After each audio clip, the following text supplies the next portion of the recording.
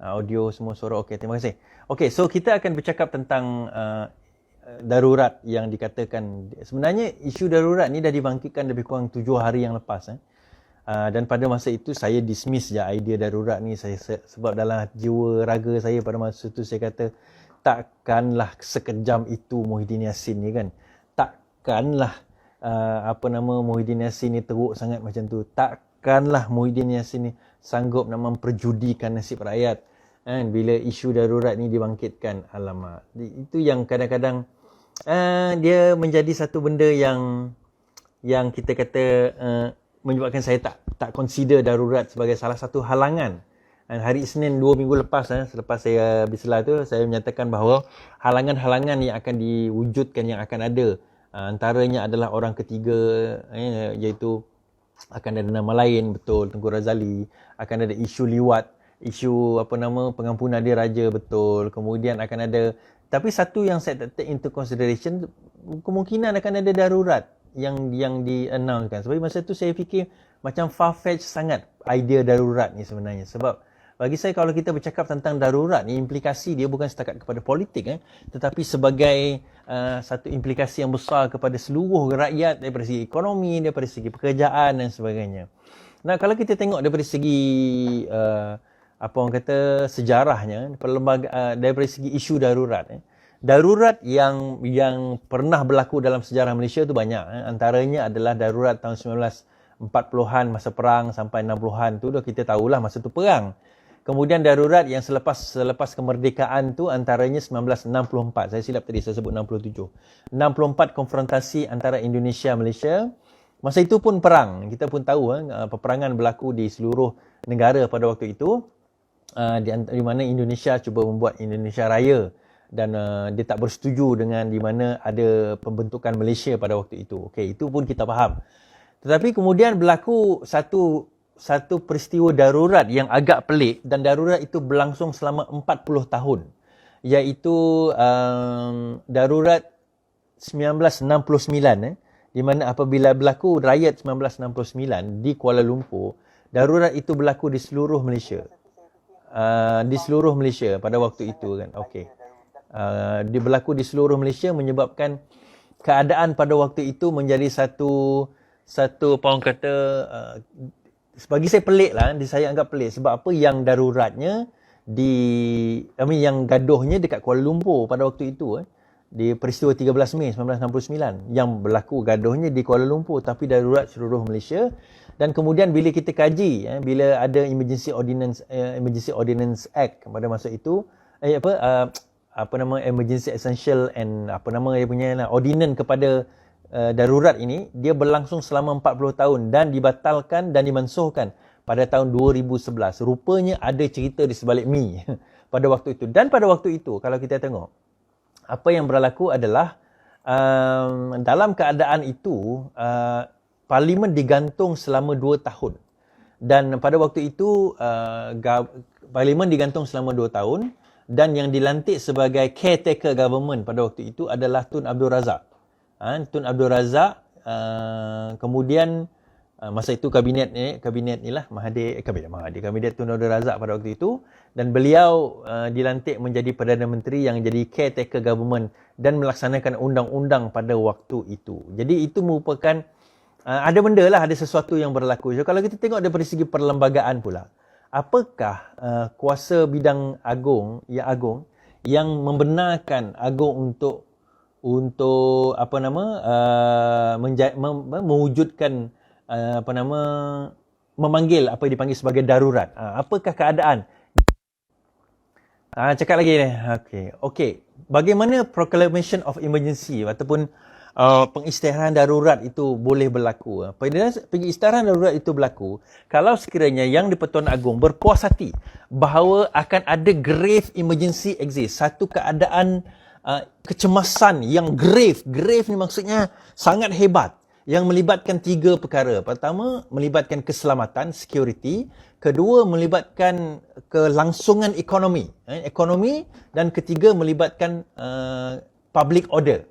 Public order ni maksudnya melibatkan orang kata ialah contohnya gaduh dan sebagainya, riot dan sebagainya. Maka itu bolehlah Daripada situ sama ada di sebahagian daripada federation atau seluruhnya, maka bolehlah dia adakan declarekan proclamation of emergency. Now kita kena faham ni dulu.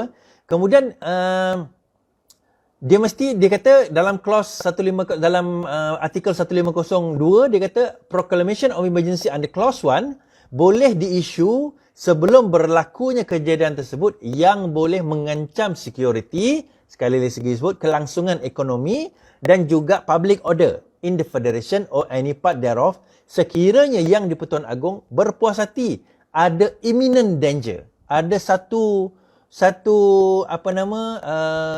kecemasan yang menyebabkan satu bahaya yang sangat orang kata imminent lah yang pasti akan berlaku melibatkan peristiwa tersebut. Kemudian kalau kita tengok kemudian dia baginda akan isukan the proclamation of emergency ini dan dia boleh beroperasi sebagaimana yang kita nak. Kalau kita nak tengok dalam keadaan proclamation emergency pernah berlaku dalam negara kita tahun 1969 yang gaduhnya di Kuala Lumpur, tetapi emergensinya tu seluruh Malaysia. Jadi menyebabkan seluruh parlimen federal pada masa itu digantung. Jadi menyebabkan kalau kita tengok dalam keadaan yang ada pada waktu itu, dia tak adalah emergency yang keadaan macam kita perang di mana kita kena duduk kat rumah, tetapi parlimen dan pentadbiran itu digantung. Dan parlimen dan pentadbiran itu digantung menyebabkan hak Sabah dan Sarawak daripada segi minyak, terutama dalam melibatkan isu sempadan laut telah diubah sesuka hati oleh federal pada waktu itu, dan juga setelah dia tamat pada tahun 2011. Kalau kita ingat 1969 punya emergency itu 40 tahun. Emergency ordinance itu bertahan sebelum dimansuhkan pada tahun 2011 oleh Najib Tun Razak, dan pada waktu itu parlimen terus meluluskan satu undang-undang yang dinamakan Territorial Sea 2012. Jadi menarik pada waktu kalau kita tengok sebenarnya itu atas tujuan utama tidak lain tidak bukan untuk nak mengambil saja minyak di Sabah dan Sarawak pada waktu itu. Bagi saya itu je tujuan utama. 13 Mei itu hanyalah satu alasan. 40 tahun, bayangkan emergency ordinance 40 tahun barulah diangkat. Cuma masa itu kita tak merasa sebab dia bukanlah darurat yang orang kata sampai kita kena duduk rumah dan sebagainya. Now, saya sebut tadi bahawa ada 3 faktor yang boleh menyebabkan darurat. Saya kata mengikut perlembagaan artikel 150, dia kata yang melibatkan security, keselamatan, yang melibatkan kelangsungan ekonomi dan juga public order. 3 benda saja dibenarkan untuk berlakunya darurat. Now, persoalan yang ada sekarang ini, kenapa perlu diadakan darurat? Kenapa perlu diadakan darurat, kita kata? Kita pernah ada darurat sebab jerebu. Ya, okeylah. Itu darurat sebab jerebu. Tetapi kenapa perlu diadakan darurat sekarang ini? Apa alasannya? Dia katakan political emergency atau darurat politik. Tidak ada istilah darurat politik dalam perlembagaan ataupun undang-undang. Tidak ada istilah perkara tersebut. Kenapa? Saya sebutkan bahawa dalam game yang kita nak main ini, Azmin Ali mencadangkan, ini cadangan Azmin Ali sebenarnya, sebab sekarang ini dia dah berada di tebing. Dia berada di tebing. Di tebing orang kata apa? Di tebing yang tinggi. Dia, Muhyiddin Yassin, Mahathir, geng-geng and the gang lah kat situ. So, dia orang terhimpit di tebing yang tinggi ini. Sebab UMNO dah attack daripada side sebelah sini dengan yang saya sebut semalam dengan dia punya terma-terma, syarat-syarat dan sebagainya. Anwar dah bawa dia punya majority dia, dah nak jadi Perdana Menteri dan sebagainya. Sekarang ini mereka tersepit di tengah-tengah. So, apa lagi tindakan yang mereka boleh lakukan? Saya tak consider, sebenarnya benda tentang darurat ni dah disebut lebih kurang seminggu yang lepas. Tetapi saya tak consider lah darurat ni sebagai satu benda yang boleh dikonsiderkan oleh akal yang sihat. Kerana bagi saya dia macam, takkanlah Muhyiddin nak buat satu yang menyusahkan rakyat macam tu. Takkan. Tetapi saya sentiasa terlupa satu perkara, yang mereka ni bukan orang yang baik. Mereka ni bukan orang yang boleh memikirkan nasib, denyut, nadi rakyat yang hidup susah. Dia tak fikir tu. Kalau dia fikir benda tu, dia tak akan ambil kerajaan dengan cara yang tebuk atap dengan cara yang sewaktu dengannya. Kita tak payah cerita pasal PAS lah. Kalau PAS ni orang yang benar-benar berpegang kepada prinsip Islam, dia orang tak akan bersetuju dengan kerajaan tebuk atap, kerajaan yang menindas, kerajaan yang menyusahkan rakyat. Dia orang takkan setuju. Tetapi kita tahu sekarang ini, PAS tidak lain tidak bukan adalah kerajaan yang sama je. Nak GPS. Sebut GPS pun, itu pun lebih kurang sama. 2x5, 5x2. Yang penting bagi mereka kuasa, yang penting bagi mereka pangkat, yang penting bagi mereka adalah projek kroni-kroni. Tidak orang kata apa, tidak hancur, tidak habis begitu saja. Dan itu yang berlaku sekarang ini. Kalau kita tengok, berdasarkan kepada darurat ini, saya ingatkan bahawa takkanlah Muhyiddin sanggup nak menyusahkan rakyat sebegini. Tapi nampaknya saya silap. Saya tersilap dalam membuat perkiraan ini. Bahawa sebenarnya dia sanggup. Dia sanggup buat. Sekarang ini mereka dalam keadaan tersepit. Mereka berada di tebing dan nak jatuh ke dalam gaung. Di sebelah kanan mereka ada UMNO yang sekarang ni menyempitkan mereka dengan terma-terma dan syarat-syarat yang saya sebutkan semalam. Di sebelah kiri mereka datang pula Anwar dan juga gerombolannya nak menolak dia ke dalam gaung. Kerajaan pengkhianat nasional ini dalam keadaan tersepit. Dan manusia ni, desperate times requires desperate measures. Dikatakan kita perlu melakukan darurat. Kenapa? Apa darurat yang dia minta? Kalau dia kata darurat supaya sebab COVID, tak perlu darurat. Kita buat PKP. Kita pernah buat 3 bulan PKP. Tak ada masalah pun kita buat PKP pada waktu itu. Apa isu kita nak buat PKP dalam keadaan PKP? Tak ada isu. Tak ada masalah pun. Tapi kenapa dalam keadaan sekarang tiba-tiba kita nak minta darurat? Kenapa tiba-tiba Muhyiddin Yassin nak minta darurat? Sebab apa dia nak minta darurat, tuan-tuan dan puan-puan? Darurat yang dia nak minta tu sebenarnya adalah sebagaimana yang berlaku pada tahun 1969. Di mana pada waktu itu Parlimen digantung. Kita kena ingat 2 hari bulan 11 ini. Muhyiddin Yassin kena membentangkan bajet di dalam Dewan Rakyat. Pembentangan bajet itu kena berlaku dalam Dewan Rakyat. So dalam Dewan Rakyat, pembentangan bajet itu menyebabkan Muhyiddin Yassin kena risau. Adakah dia mempunyai majoriti untuk pembentangan bajet tersebut? Saya rasa majoriti itu akan ada orang menyokong beliau. Tetapi persoalannya, itu yang saya tak risau bajet tu. Yang saya nak bawa adalah isu berkenaan dengan undi tidak percaya. Muhyiddin Yassin, undi tidak percaya yang dibawa kepada beliau. Adakah benda ini akan dilaksanakan? Adakah benda ini akan dijalankan? Sebab itu saya kata, undi tidak percaya itu, ataupun undi percaya, whichever one you look at it, adalah satu benda yang sangat-sangat dikuatiri akan berlaku. Sebab, nak atau tidak, sekarang ini speaker Ad Harun sendiri tersepit juga. Sebab dia sendiri mengatakan bahawa no confidence motion for no confidence, undi tidak percaya itu tidak memerlukan berdasarkan constitution, bukan constitution tetapi berdasarkan convention, tidak perlu kepada ikut turutan berdasarkan peraturan mesyuarat 14, tak perlu. Boleh didahulukan. Jadi kalau dalam keadaan itu 2015 disebut, maka dia kena dahulukan sekarang. So dia dalam keadaan tersepit. So menarik 2 hari bulan 11 ini untuk kita tengok satu persidangan parlimen, di mana persidangan parlimen itu akan menjadi satu persidangan parlimen yang paling hangat pernah berlaku dalam sejarah kita. Saya menarik nak tengok persidangan parlimen tersebut. Dan juga sekarang ini dia tak boleh nak pergi ke mana. Syarat-syarat yang diutarakan oleh UMNO dia tak boleh nak tunaikan. Dan akhirnya UMNO terpaksa kata kita kena ceasefire. Political ceasefire. Kita kena genjatan senjata. Genjatan senjata UMNO tu asal tujuan dia adalah nak bagi Muhyiddin berfikir. Tapi tanpa disangka bahawa Muhyiddin nak declare darurat. UMNO bagi peluang kepada Muhyiddin supaya Muhyiddin, okeylah Muhyiddin, kau fikir dulu apa yang kami cadangkan ini atau kau datang dengan counter offer. Lepas kejadian tersebut, terus dia buat emergency meeting, terus kalau kita tengok, dia pergi jumpa Agong untuk minta deklarasi. Dan Agong kata tak boleh buat deklarasi dahulu, melainkan baginda kena berjumpa dengan Majlis Raja-Raja untuk konsult dengan Majlis Raja-Raja. Dan saya percaya, kalau baginda konsult dengan AG, dengan Peguam Negara, Peguam Negara, tak tahulah kalau Peguam Negara ini pun jenis tak boleh nak pakai juga, akan menyatakan bahawa sekiranya emergency ini hanya boleh dilakukan sekiranya melibatkan security, keselamatan, melibatkan kelangsungan ekonomi, economic life, ataupun public order. So kalau kita tengok apa benda yang berlaku public order sekarang ini, tidak ada. Nak kata Anwar kita buat demo dekat jalan, tak ada. Sebab itu kita tak buat demo dekat jalan. Satu sebab COVID lah. Kedua sebab kita tak nak berlaku acara darurat. Kita tak nak darurat itu berlaku. Even in fact 1998 pun tak pernah darurat itu berlaku, walaupun kita buat demo banyak kali pada waktu itu zaman Mahathir.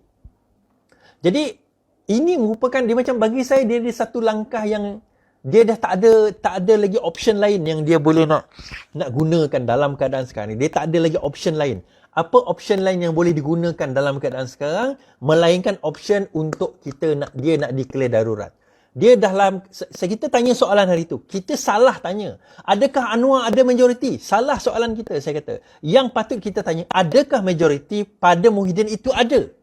Dan bukti dia hari ini, jawapan kita pada persoalan ada ke tak majoriti Yidin itu telah terjawab apabila Muhyiddin Yassin meminta diadakan darurat, digantung parlimen dan dilantik Perdana Menteri interim atau caretaker. Dia bukan interim, caretaker Prime Minister. Pernah berlaku 1969 dahulu. Caretaker Prime Minister pada waktu itu adalah Tun Abdul Razak, bapa kepada Najib Tun Razak, di mana pada waktu itu beliau dilantik selama 2 tahun penggantungan parlimen. Sementara itu sebelum pilihan raya, kemudian selepas pilihan raya, kemudian seterusnya sehinggalah parlimen itu datang balik pada tahun 1971. Dibuat pada tahun 1971.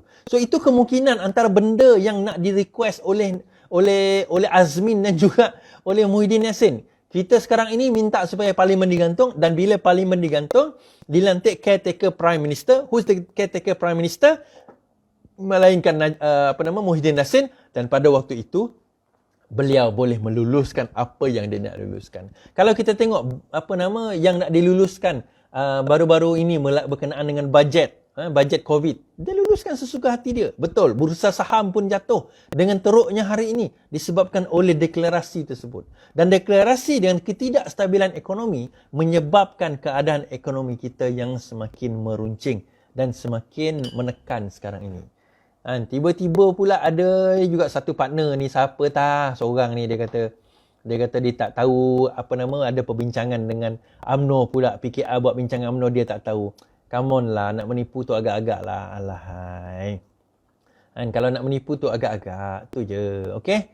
So tak payahlah nak menipu kalau kau tak tahu bincangan UMNO pada kau sendiri yang setuju. Okay? Kemudian kita kata, boleh tak parlimen itu dijalankan? Katakanlah darurat itu dilakukan juga. Katalah berlaku juga esok ke lusa ke, kita tahu deklarasi darurat itu berlaku. Deklarasi darurat itu boleh berlaku dan parlimen boleh berlangsung macam biasa. Tak ada masalah pun sebenarnya, walaupun dengan darurat itu berlaku kalau sekiranya parlimen tidak digantung.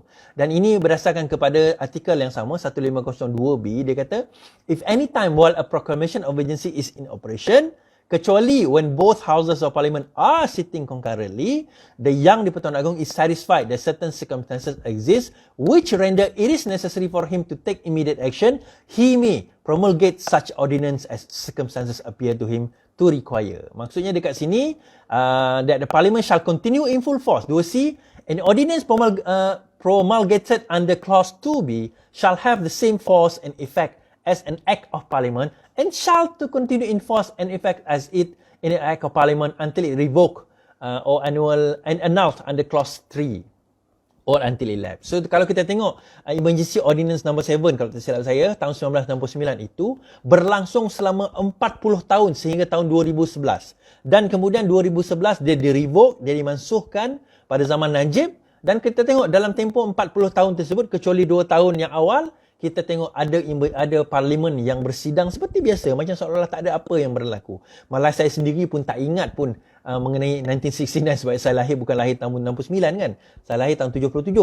Jadi dalam keadaan itu kita tengok, kita lihat situasi dan lihat keadaan yang ada, bahawa sebenarnya itu bukan penghalang. Dan ini merupakan satu tindakan yang menakut-nakutkan pelabur dan satu tindakan yang tidak bukan akan menyebabkan rakyat kita berada dalam keadaan ketakutan, berada dalam keadaan yang sangat susah. Tambah lagi dengan COVID yang ada sekarang, tambah lagi dengan emergency ordinance sekarang. So lepas ni macam mana Muhyiddin Yassin? Ada peluang ke tak ada peluang ni? Kalau kita tengok mampu ke tak mampu, boleh ke tidak? Benda-benda macam tu yang kadang-kadang kita kena tanya. So, adakah ini sudah checkmate kepada Datuk Seri Anwar Ibrahim? Kita ingatkan malam ni ada emergency ordinance. Tapi nampaknya tak checkmate lah. Sebab apa tak checkmate? Sebab Agong kata tak boleh. Tak boleh nak dilakukan. Tak mampu nak dilakukan. Bukan tak mampu, tak boleh nak dilakukan kerana kena merujuk dahulu dengan dengan Majlis Raja-Raja, barulah benda ini boleh nak diputuskan. Itu kebijaksanaan Agong jugalah. Sebab apa? Agong pergi merujuk dahulu dengan Majlis Raja-Raja dan Majlis Raja-Raja lah yang akan membuat keputusan dan akhirnya Agong tidak membuat keputusan sendiri. Jadi, okay, what to expect next? Expect next kita tunggu dulu sama ada Agong akan memanggil parlimen, emergency atau tidak, darurat atau tidak. Dan sekiranya darurat itu berlaku, darurat jenisnya macam mana? Dia ada 3 main darurat utama. Satu darurat ni memang kita tak boleh keluar, parlimen digantung, tentera take over. Yang itu melibatkan perang biasanya lah.